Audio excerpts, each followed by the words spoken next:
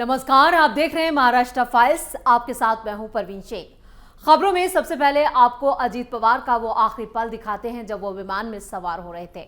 उनके साथ उनका बॉडीगार्ड भी था। अब ये वीडियो सोशल मीडिया पर वायरल है।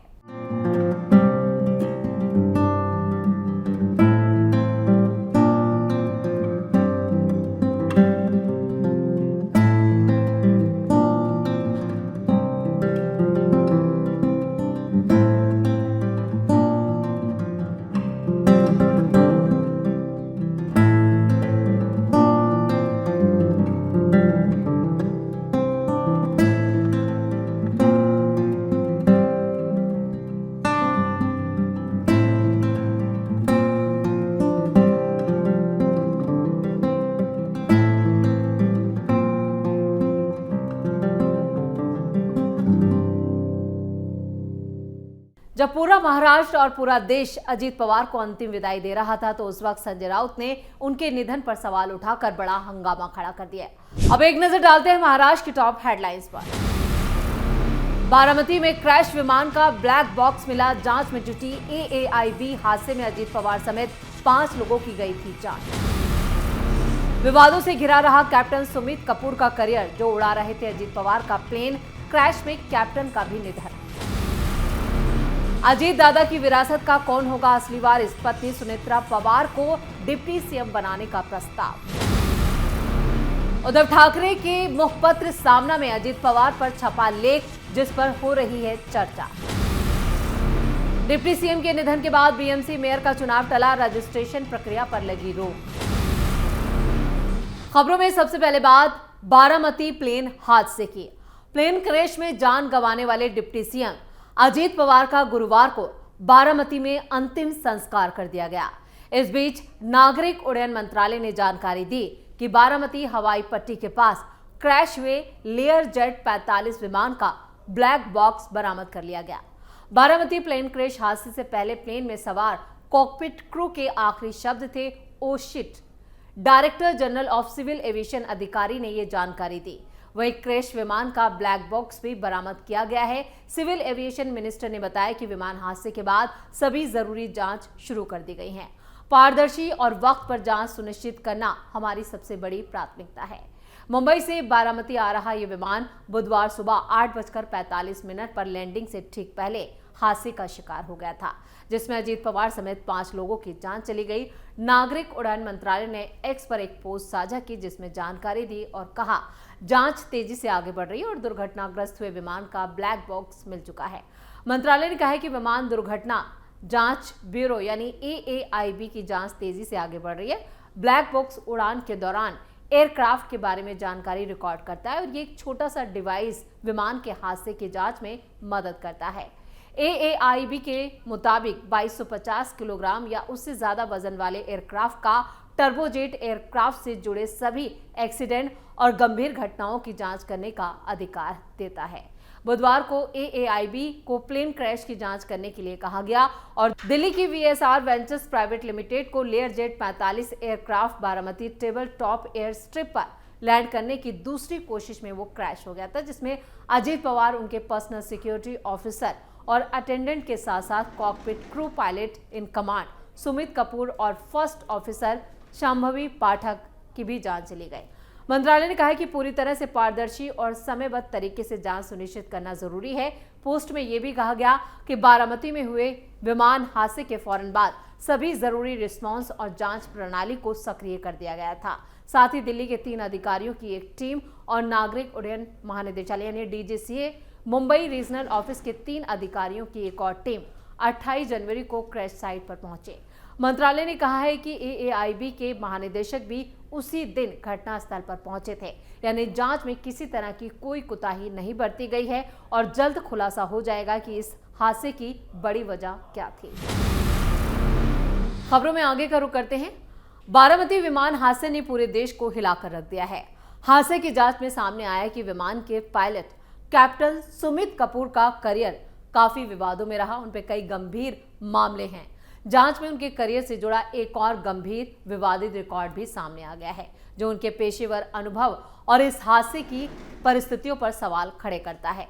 ये जानकारी हादसे की कहानी में एक नई और चौंकाने वाले पहलू को जोड़ती है।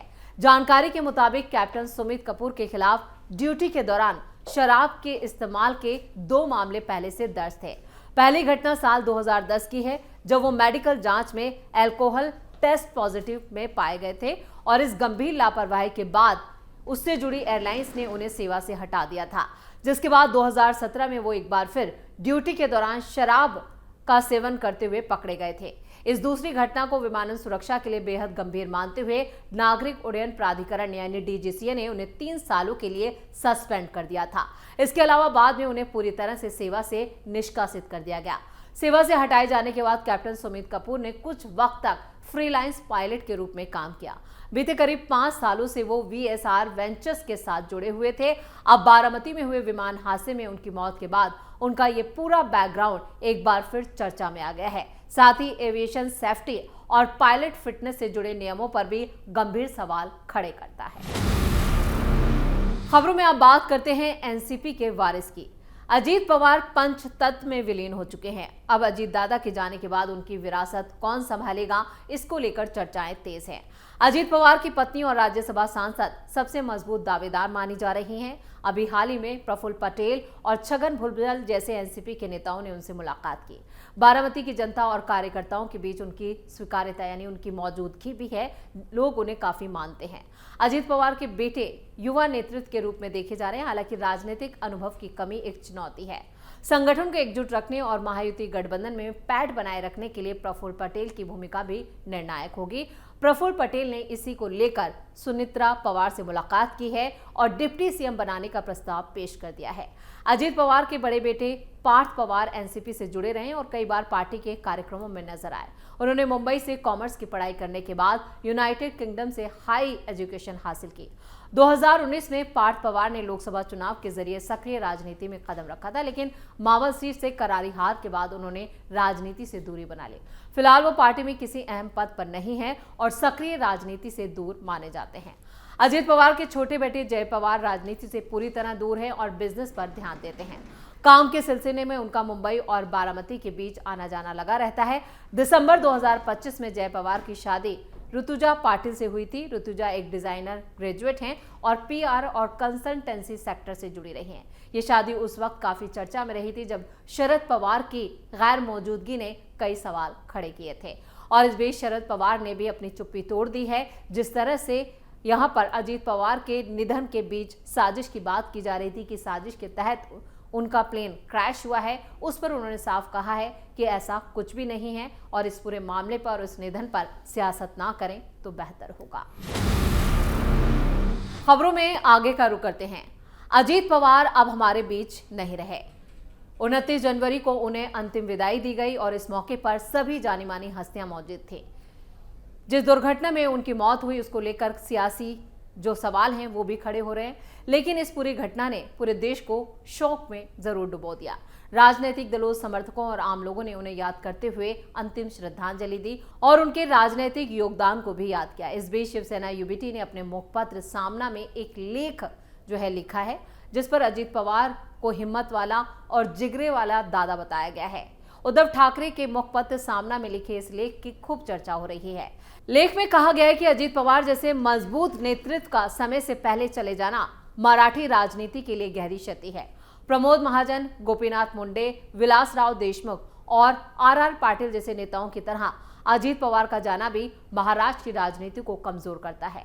लेख के मुताबिक उनकी गैर मौजूदगी से राजनीति सुस्त और दिशाहीन होती जा रही है और उनके नेतृत्व पर निर्भर वर्ग खुद को अनाथ महसूस कर रहा है। सामना में लिखे इस लेख में अजीत पवार के राजनीतिक जीवन को विस्तार से याद किया गया कि उन्होंने कहां से अपना करियर शुरू किया। उन्होंने जनजात नेतृत्व गुणों वाला नेता भी बताया गया, जिन्हें शरद पवार की छत्रछाया में रहते हुए अपनी अलग पहचान बनाई। एनसीपी में रहते हुए उन्होंने अलग राह चुनी और 40 विधायकों के साथ बीजेपी के समर्थन से सरकार में वो शामिल हुए और डिप्टी सीएम बने, लेकिन पारिवारिक रिश्ते बने रहे। हाल के नगर निगम और जिला परिषद चुनावों में दोनों गुटों का साथ आना इसी का संकेत था। विडंबना ये रही कि जिस बारामती से उनका राजनीतिक जीवन जुड़ा रहा, वही प्रचार के दौरान विमान हादसे में उनका निधन भी हो गया। अब उद्धव ठाकरे के मुखपत्र सामना में छपे इस लेख की राजनीतिक कहें कि चर्चा खूब हो रही है। सभी इस पर विचार विमर्श भी कर रहे हैं, जहां पर उनके पूरे राजनीतिक जीवन को दर्शाया गया है।